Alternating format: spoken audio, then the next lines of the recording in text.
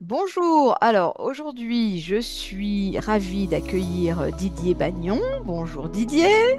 Bonjour, Alors Didier, il est responsable expertise client, j'ai noté ça, c'est ça. chez Michaud. Et donc aujourd'hui, l'objet de cette présentation, c'est justement d'en savoir un petit peu plus sur Michaud et notamment le rôle de Michaud dans l'installation des infrastructures pour la recharge des véhicules électriques dans les parkings en copropriété, mais pas que dans les parkings, hein, on verra ça aussi. Donc voilà, alors un petit mot peut-être Didier sur Michaud et puis votre mission. Alors, qu'est-ce que c'est que l'expertise client? Alors, Michaud est fabricant de matériel électrique, expert des réseaux de distribution basse tension. Nous sommes une petite ETI implantée dans la région Auvergne-Rhône-Alpes. Notre groupe réalise 100 millions d'euros de chiffre d'affaires. Et en ce qui me concerne, responsable de expertise client, je m'occupe de tout d'abord tout le support technique associé aux produits, aux logiciels également que nous éditons, ainsi que à l'expertise en général sur nos gammes de matériel, sur leur environnement. Et donc si j'interviens aujourd'hui, c'est parce que j'ai une bonne connaissance euh, des matériels pour la copropriété. Et je viens notamment de rédiger un petit guide à l'intention des syndics que je vous présenterai au cours de la présentation. C'est parfait, on peut y aller alors, c'est parti. Très bien. Donc, comme vous le disiez, je vais vous parler de l'installation des infrastructures de recharge des véhicules électriques au sein des immeubles d'habitation. Pour schématiser, on a grosso modo deux grandes façons de faire cette alimentation. Soit on fait appel à un opérateur de mobilité qui va prendre en charge un nouveau comptage dédié aux véhicules électriques et qui va alimenter des bornes de recharge à partir de ce nouveau comptage. Donc, un certain nombre de sociétés spécialisées qui se sont créées sur le marché ces dernières années et qui proposent ce type de prestations. Dans ce cas-là, pour simplifier, on va dire que c'est l'ensemble de la copropriété qui choisit de traiter avec un opérateur. Mhm. Et naturellement, une fois que cet opérateur est choisi, les occupants, les locataires ou les propriétaires des places de parking vont s'adresser à cet opérateur pour faire installer leur borne de recharge. Le modèle économique de ces opérateurs, pour simplifier un petit peu aussi, ça va être de revendre de l'énergie, c'est-à-dire ils vont acheter de l'énergie en gros et puis ils vont la revendre au détail auprès de chacun des utilisateurs de bornes de recharge. Donc là, Le modèle- on passe par eux, donc ils s'occupent de l'installation, C'est ils ça, s'occupent aussi de facturer l'énergie c'est à la ça. copropriété, et puis on leur paye un abonnement C'est ça. mensuel, Voilà. c'est du clé en main, C'est du clé en mais main, alors, on est quand même engagé avec eux pendant un certain oui, nombre d'années aussi. c'est exact. Bon, on va dire que si on peut parler d'inconvénients, on va dire les deux Mm, inconvénients de cette solution, c'est que naturellement ce service a un certain coût parce que l'opérateur mhm. doit bien vivre. Donc entre le prix où il va acheter l'énergie et le prix où il va la refacturer, naturellement il prend une marge au passage. Et puis le deuxième inconvénient, c'est que finalement c'est l'ensemble de la copropriété qui s'engage avec un opérateur.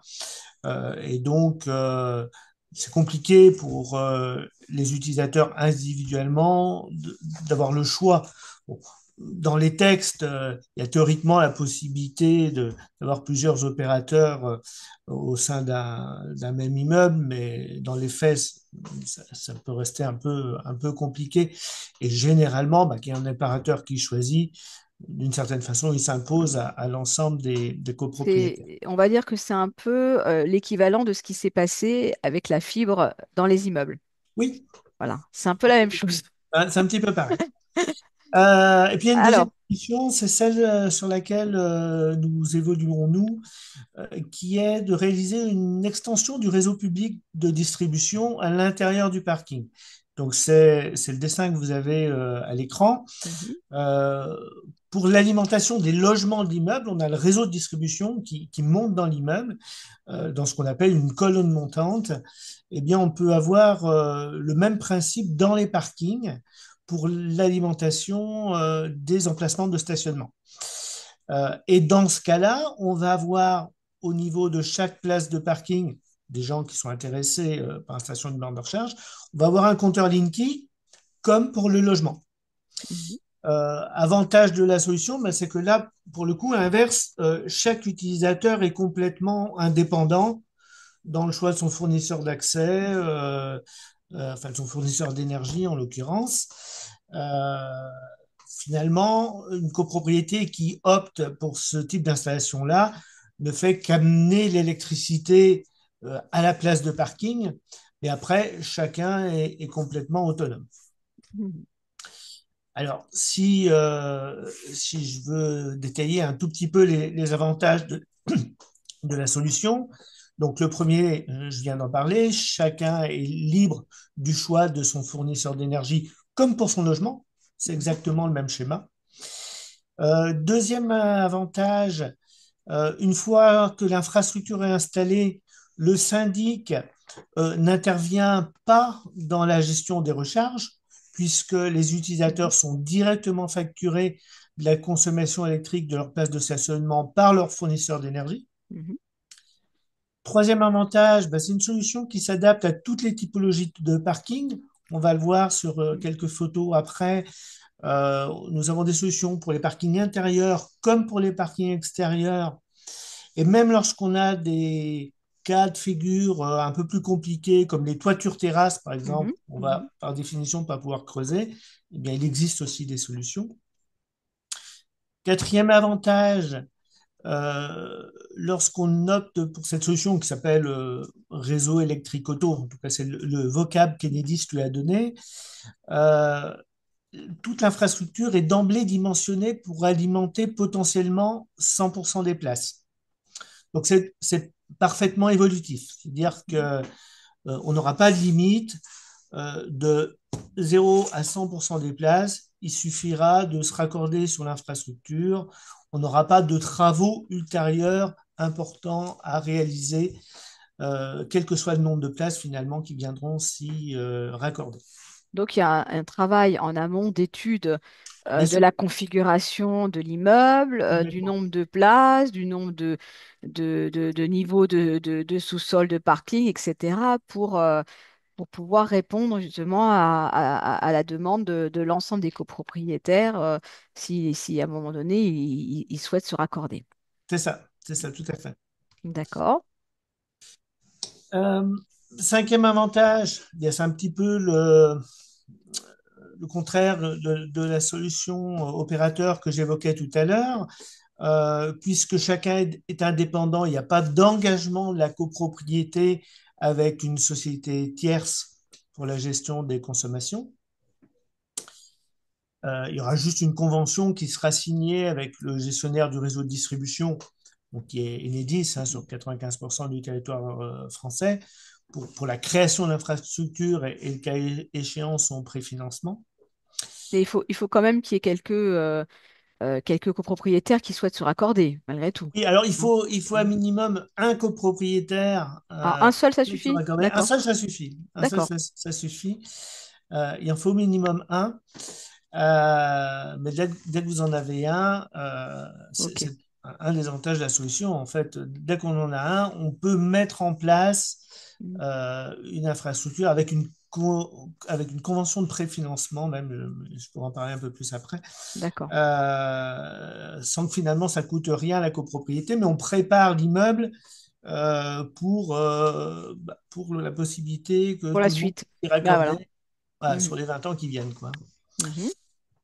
Sixième avantage, eh bien, puisque c'est des réseaux publics, l'entretien, l'exploitation et la maintenance de ce réseau est réalisé par le gestionnaire du réseau de distribution. Donc, Enedis pour l'essentiel du territoire français. Alors, c'est quand même un gage de pérennité et de fiabilité. Enedis peut intervenir 7 jours sur 7, 24 heures sur 24 en cas de Mhm. problème. Et puis, on a quand même un des meilleurs réseaux de distribution au monde. Donc, c'est aussi rassurant pour les copropriétaires. Et puis, enfin, je l'évoquais un tout petit peu Mhm. il y a un Mhm. instant, c'est la possibilité de mettre en œuvre une convention de préfinancement qui fait que seuls les copropriétaires qui voudront s'équiper paieront. La copropriété, dans le principe, ne paye rien, alors à l'exception d'éventuels petits travaux non électriques qui seraient nécessaires, Mhm. mais on est à la marge.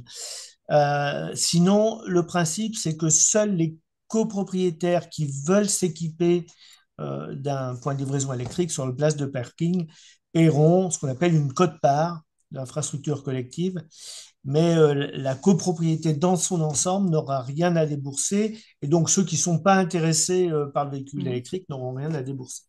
D'accord. Alors, Ah. quelques exemples de réalisation.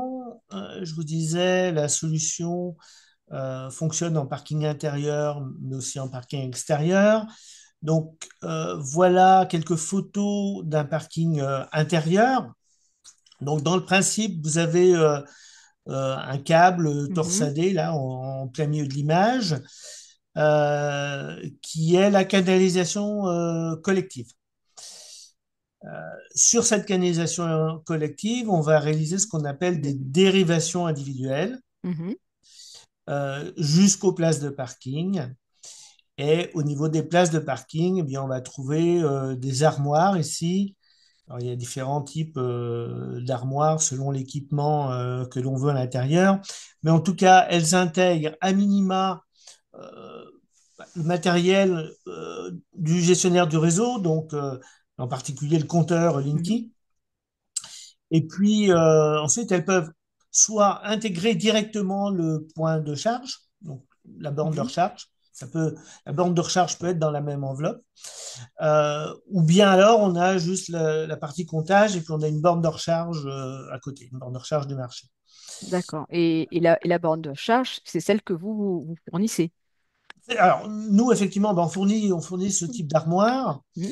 avec ou sans L'armoire, borne, voilà, avec tout ce avec ou qu'il sans faut, borne de recharge. voilà, avec ou sans borne de recharge. Et donc, c'est vous qui proposez ce type d'installation par la suite. En tant que fabricant de matériel, Mhm. on propose un petit peu tous les produits de l'infrastructure, hein, Mhm. aussi Mhm. bien les Oui, connecteurs ici voilà. qui permettent de réaliser la dérivation sur infrastructure collective, que les armoires qui Mhm. se trouvent au bout de la dérivation. Ou bien, par exemple, sur l'image de droite, eh bien, on a un cas de figure où on n'a pas de mur. Parce que Mhm. forcément, en centre de parking, au milieu du parking, on n'a pas forcément un mur. À ce moment-là, il faut quand même trouver une solution pour pouvoir fixer ces armoires. Donc, c'est ce qu'on appelle un support sol-plafond, parce que vous voyez qu'il va du sol au plafond, en l'occurrence. L'armoire est positionnée dessus. Mhm. Et en l'occurrence, dans ce cas-là, c'est une armoire de recharge, c'est-à-dire que vous avez le point de recharge directement intégré. C'est une borne de 7,4 kW qui correspond à ce qui est généralement placé en usage copropriété. D'accord. Autre image, cette fois-ci en extérieur. Alors, il y a différents types de solutions en extérieur euh, selon la configuration des lieux. Celle par laquelle je commencerai, c'est celle qui se trouve en plein centre de l'image, là où on voit des box extérieures. Dans ce cas-là, il est possibilité de réaliser une alimentation en aérien. Mhm. On a un câble aérien torsadé exactement comme on peut avoir pour alimenter des maisons de village, par exemple, où vous avez du câble aérien torsadé posé sur façade. Dans un cas comme celui-là, où on a un aliment de box avec une petite toiture au-dessus, ça peut être relativement discret si on place le câble Mhm. vraiment voilà, sous le rebord de la toiture. C'est en tout cas une solution qui est assez économique et qui est rapide à mettre en œuvre. Mhm. Autre solution, une alimentation en souterrain. Donc, ça sera plutôt l'image de gauche. Donc là, bien entendu, il faut faire des travaux de voirie. Oui. Par contre, le Faut principe, creuser un peu dans le sol là. ouais, il faut creuser dans le sol. Par contre, le principe, quand on fait ce type d'installation, on va creuser qu'une seule fois. C'est-à-dire que on va venir alimenter, potentiellement, on va mettre des conduits qui vont alimenter toutes les places de parking, toutes Mhm. les, toutes les places. Lorsque les gens voudront une borne de recharge, ben, on mettra à cet endroit ce qu'on appelle des totems de recharge. Donc, c'est ce que vous avez sur l'image de gauche. Donc, ça, c'est les mêmes produits, les mêmes composants à l'intérieur que ce que vous pouvez avoir dans une armoire telle que je vous montrais en parking intérieur. Sauf qu'ici, comme on est en parking extérieur, eh bien, c'est un ensemble qui vient du sol, ce qu'on appelle un totem. Et puis, lorsque les gens voudront pas s'équiper tout de suite, à ce moment-là, ils ont quand même ce qu'on appelle un socle sur leur place de parking. Donc, il y a un conduit qui arrive dans ce socle-là. Le socle est surmonté d'une plaque de finition, on va dire une plaque de mise en attente. Et le jour où ils voudront s'équiper, on enlèvera simplement cette plaque et puis on mettra le totem à la place, avec les mêmes D'accord. points de fixation. Et Donc, le totem, ça permet de brancher une seule voiture. Donc c'est oui, pour c'est chaque. ça. Ah, c'est pour une voiture. On est dans une logique de copropriété, Mm, hein, donc mm, chacun est propriétaire de sa place de parking, mm. donc chacun sera propriétaire de son totem. Et D'accord. pour les gens qui ne voudront pas de totem tout de suite, ben, on leur On met comme mettra ça ça en juste attente. Mhm. avec la plaque de finition. Et le jour où ils voudront s'équiper, ben, il suffira d'enlever la plaque, mettre le totem à la place, et il n'y aura pas besoin de faire revenir la pelleteuse. Mhm. Très bien.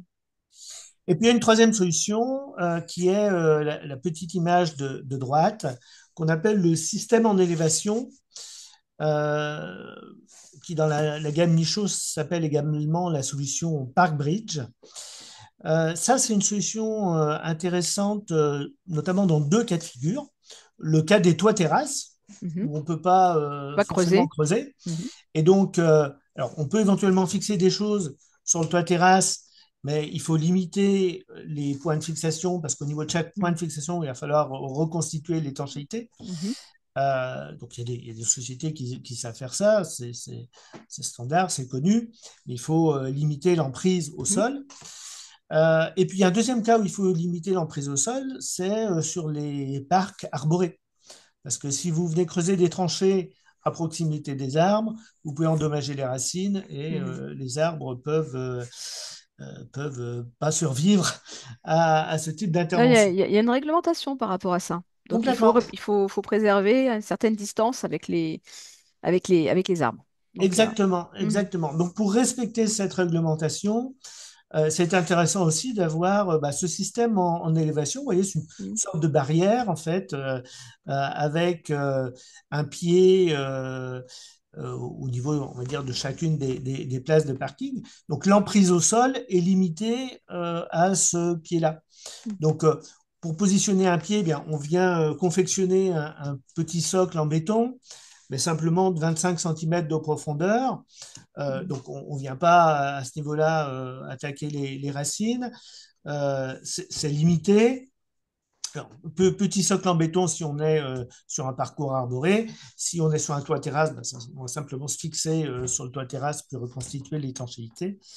Mais en tout cas, c'est voilà, c'est une façon assez esthétique et puis qui se met en œuvre rapidement. C'est plus rapide à mettre en œuvre que le fait de creuser des Mhm. tranchées, parce que si on creuse des tranchées, ben, après, il faut reboucher, Mhm. etc. Donc là, c'est d'une mise en œuvre beaucoup plus rapide, mais ça reste assez esthétique et puis c'est durable. Donc, c'est une bonne solution aussi dans un grand nombre de cas. D'accord. Oui, bah, en fait, il fallait répondre à toutes les éventualités, et c'est au fur et à mesure qu'on s'est aperçu que bah, il y avait des cas où justement bah, les solutions habituelles ou classiques n'étaient pas possibles. Donc vous avez dû vous creusez un peu la tête pour trouver des C'est ça, moyens d'intervenir, peu importe voilà, l'endroit, en intérieur, en extérieur, avec un mur, pas exactement. de mur, avec des contraintes particulières, mais on a toujours une solution. Donc ça, c'est vraiment C'est formidable, ça. quoi, hein. Bon. Voilà, exactement. Mm. Pour finir, je voulais vous parler un petit peu de la façon de mettre en œuvre ce type Mhm. de solution. Comment est-ce qu'on va procéder? Alors, pour les copropriétés, on va dire que grosso modo, il y a deux types de méthodes. Alors d'abord, puisqu'on est sur une solution qui relève du réseau public de distribution, il y a un acteur incontournable qui sera le gestionnaire du réseau de distribution. Donc, Enedis sur l'essentiel du territoire français, et puis dans certaines régions, ce sont des sociétés, des entreprises locales de distribution. Donc, soit on s'adresse directement au gestionnaire du réseau. Donc, Enedis, par exemple, a un portail pour ça qui s'appelle Mhm. raccordement-entreprise-enedis.fr. Donc, les copropriétés peuvent elles-mêmes faire leurs demandes sur ce portail. Soit, autre possibilité, elles s'adressent à un intermédiaire Oui. qui est un mandataire. Mhm. Mandataire pourquoi? Parce qu'en fait, cette société va signer ce qu'on appelle un mandat de représentation. Enfin, la copropriété va signer un mandat de Oui. représentation avec le mandataire qui va la représenter auprès du gestionnaire de réseau. Alors vous allez me D'accord. dire, ça fait un interlocuteur supplémentaire, ça fait un intermédiaire, mais en fait, c'est quand même intéressant de faire Alors appel à un donc, mandataire. donc vous avez donné des exemples de, Oui, alors j'ai donné hein, des exemples, donc il y a donc, plusieurs mandataires sur le marché. alors ça Euh, tombe bien parce que les exemples que vous avez donnés, ce sont aussi nos partenaires. Donc, bon, parfait.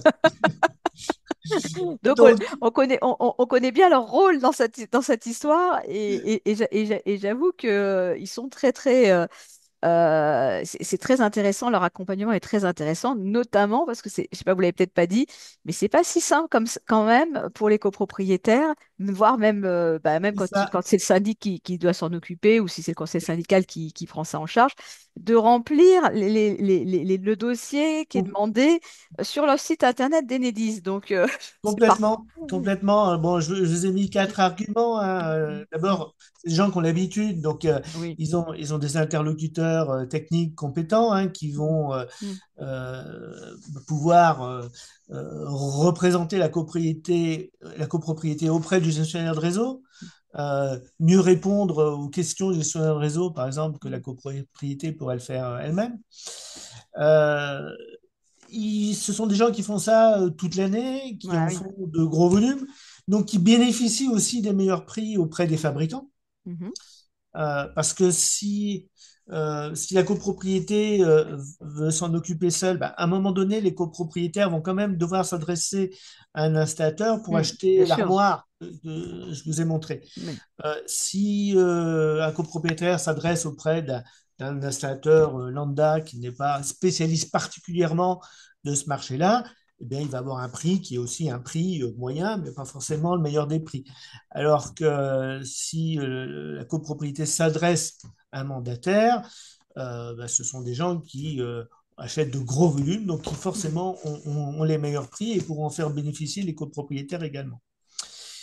Ils vont gérer tout le volet administratif. Mm. Vous le disiez, c'est pas toujours facile de répondre sur le portail Enedis, mais c'est pas toujours facile non plus de faire les demandes de subventions, Ah oui, advenir, oui, etc. oui. Donc il y a tout ce volet Il y a toutes les administratif. étapes, bon voilà, et puis c'est surtout que ben on peut perdre énormément de temps parce que si le dossier on n'a pas répondu à tout ce qu'il fallait, ben on est retoqué et ça peut repartir pour un nouveau tour et ça peut durer comme ça assez longtemps.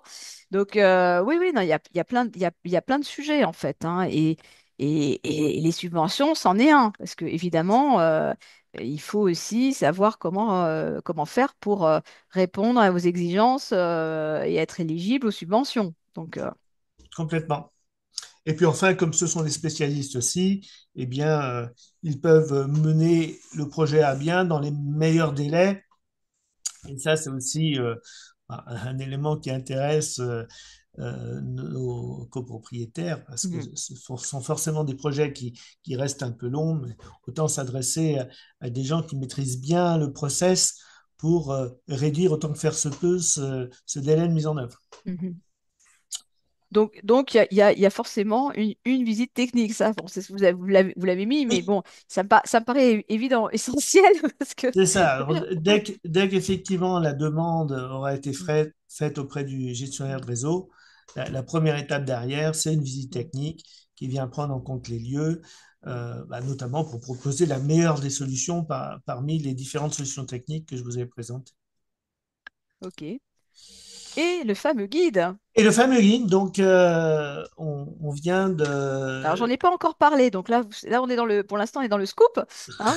Voilà, alors effectivement, ce savoir-faire qu'ont les mandataires et que nous avons aussi, nous, en tant que fabricants, parce que nous sommes sur ce marché depuis plusieurs années maintenant, il nous a semblé important de le partager auprès des syndics pour que les syndics comprennent bien, Mhm. enfin les syndics et aussi les conseils syndicaux d'ailleurs, hein, Oui, bien sûr. pour qu'ils comprennent bien tout le process, les points d'attention, qu'ils puissent visualiser également des exemples de solutions, enfin, pour pouvoir eux-mêmes se former, comprendre avant d'engager la démarche. Ça nous a semblé intéressant de faire ce petit guide voilà, qui présente tout ce process en images de la façon la plus claire possible. Et on incite bien sûr tous les copropriétaires, hein, qui sont concernés et qui sont intéressés à équiper leurs immeubles, de se rapprocher de vous, et de ne pas perdre trop de temps pour le faire, parce que il y a quand même des délais, hein, il y a quand même, voilà, où on n'est pas tout seul à faire cette demande. Donc il y a un petit goulot d'étranglement, et si vous avez l'intention d'acheter une voiture électrique, il vaut mieux que vous soyez raccordé avant, parce qu'après, je vous le dis tout de suite, c'est une galère, hein, parce que... Tout à fait, oui. Oui. Donc, si on attend d'avoir le véhicule pour poser la Voilà, question du parce raccordement en que copropriété, la on réaction risque de des devoir se copropriétaires... raccorder sur la rue pendant quelques temps, hein. J'en ai discuté avec un syndic il n'y a pas longtemps, et il me dit, bah oui, mais nous, quand on va dans les immeubles, on en parle, on veut mettre ça à l'ordre du jour, et on nous dit, bah oui, mais on n'a pas de voiture électrique. Alors c'est toujours la même histoire, mais vous n'avez pas de voiture électrique parce que vous n'avez peut-être pas pensé à l'alimenter et à installer une infrastructure. Quand il y aura l'infrastructure, ça donnera peut-être envie à ceux qui y pensaient à acheter la voiture. C'est Donc, ça, c'est l'histoire de l'œuf ou de la poule, c'est mais l'œuf et la poule, c'est ça. On ne sait pas qui doit commencer dans cette histoire. Mais on sait que si on fait rien, c'est sûr qu'on ne va pas être motivé, on ne va pas s'engager à y penser. Donc, voilà. Et puis, une fois que vous avez l'installation, vous êtes tranquille. Et après, à tout moment, vous pouvez décider de vous raccorder. Et tout est en place. Et l'installation, vous n'avez pas besoin de la repayer. Voilà.